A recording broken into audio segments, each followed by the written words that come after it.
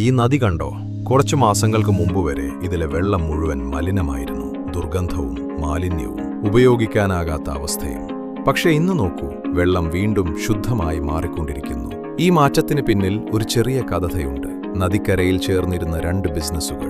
ഒന്ന് രാമുവിന്റെ meet house, മറ്റൊന്ന് സോമുവിന്റെ car wash centre. രണ്ടുപേരുടെയും ബിസിനസ് നന്നായി പോവുകയായിരുന്നു. പക്ഷേ ഒരു ദിവസം രാമുവിന്റെ മീറ്റ് ഹൗസിലേക്ക് പോലീസ് റെയ്ഡ് നടത്തി. പരിശോധനയിൽ കടയിൽ നിന്നുള്ള മലിനജലം നേരെ നദിയിലേക്ക് ഒഴുക്കുന്നതായി കണ്ടെത്തി. പിഴയും ലഭിച്ചു. അവസാനം കട പൂട്ടുകയും ചെയ്തു. ഇതെല്ലാം കഴിഞ്ഞ് രാമു നേരെ സോമുവിന്റെ കാർ വാഷ് സെന്ററിലെത്തി. എന്റെ കട പൂട്ടിച്ചു, പക്ഷെ നീ ദിവസവും ഇതിലും കൂടുതലായി വേസ്റ്റ് വാട്ടർ ഉണ്ടാക്കുന്നില്ലേ? നിനക്കെന്തുകൊണ്ട് പ്രശ്നമില്ല? രാമു ചോദിച്ചു. സോമു ഒന്ന് ചിരിച്ചു. രാമു, ഞാൻ നേരിട്ട് വേസ്റ്റ് വാട്ടർ നദിയിലേക്ക് ഒഴുക്കുന്നില്ല. എന്റെ കാർ വാഷിൽ ഉപയോഗിക്കുന്നത് ആലിംഗൽ സുപ്രീമിന്റെ വേസ്റ്റ് വാട്ടർ ഫിൽട്രേഷൻ സിസ്റ്റമാണ്.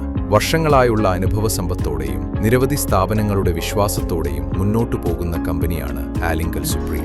ഈ സിസ്റ്റം വേസ്റ്റ് വാട്ടർ ശുദ്ധീകരിച്ച് പരിസ്ഥിതിക്ക് ഹാനികരമാകാത്ത രീതിയിൽ മാത്രമാണ് പുറത്തേക്ക് വിടുന്നത്. അതുകൊണ്ടാണ് എനിക്ക് നിയമഭയമില്ലാതെ ബിസിനസ് നടത്താൻ കഴിയുന്നത്.